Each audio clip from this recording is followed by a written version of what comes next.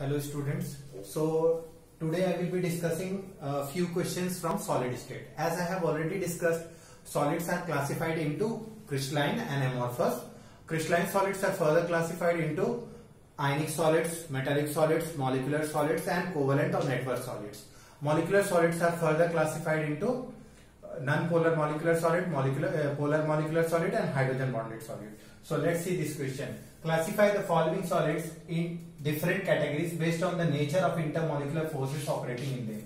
So we have to classify the solid on the basis of their intermolecular forces which are operating in them. So first is potassium sulfate. As we know, this potassium sulfate has both potassium ion as well as sulfate ion. So this is an ionic solid.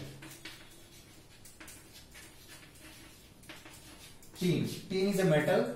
Tin has 11 isotopes. So tin is the metal which has maximum number of stable isotope. So tin is a metallic solid.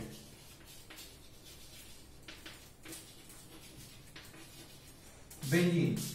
Benzene is a molecular solid. So here we will write non-polar molecular solid. Non-polar molecular solid. As the dipole moment of benzene is 0 because of its symmetrical structure. So benzene is a non-polar molecular solid. Urea. Urea is also a molecular solid.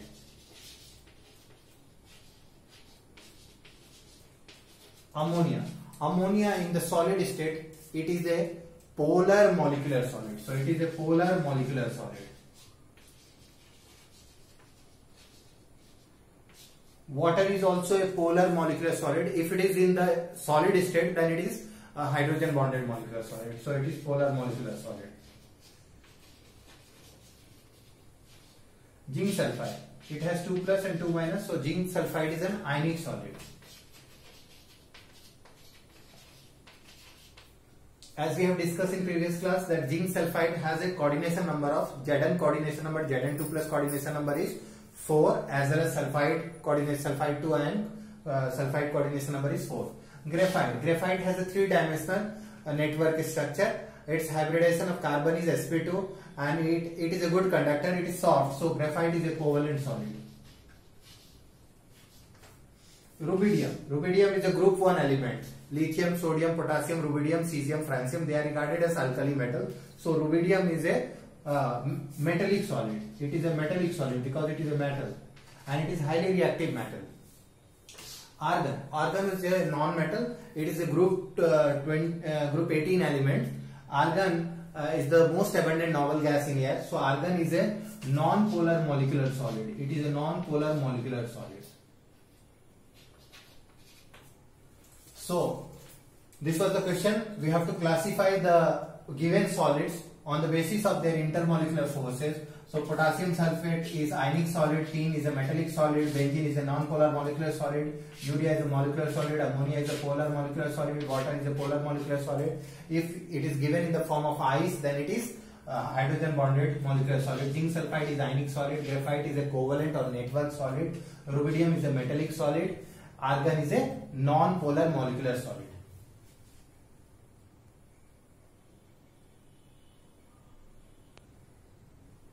So let's see the next question. The next question says, classify each of the following solids as ionic, metallic, molecular, network or covalent or amorphous. So we have to classify the given questions, individual question into whether they are ionic, metallic, molecular, covalent or amorphous.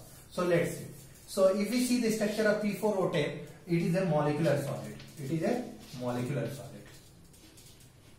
If we see ammonium phosphate, it has ammonium ion and phosphate ion, so it is an ionic solid.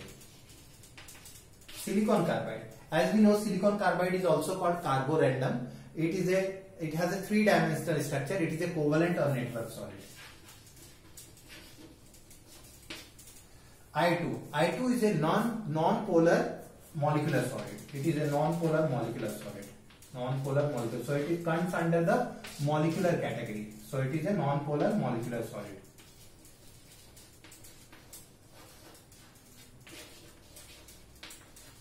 P4 also comes under, phosphorus also comes under non-polar molecular solid. So it is also molecular solid and it comes under non-polar.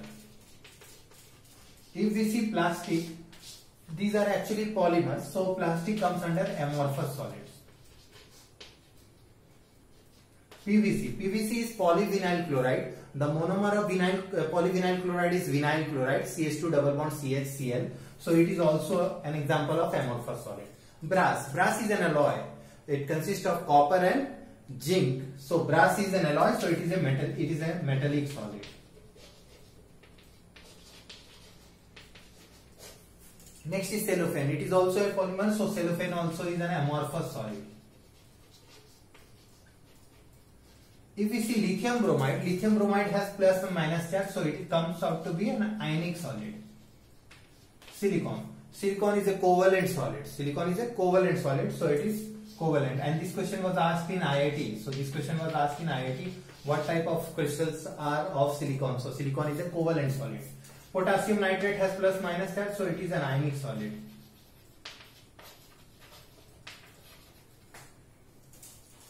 So P4O10 molecular solid, ammonium phosphate ionic solid, silicon carbide also called carborundum, it is a covalent solid. I2 is a non-polar molecular solid, P4 is a non-polar molecular solid, plastics are amorphous. PVC, polyvinyl chloride, is also an amorphous solid. Brass is an alloy, so it is a metallic solid. Cellophane is amorphous solid. Lithium bromide is an ionic solid. Silicon is a covalent solid. Potassium nitrate is an ionic solid. So this was the discussion of this question. So student, thank you for watching. If you like my video, you can subscribe and share with your friends. So more such videos I will be uploading in my upcoming session. Thank you.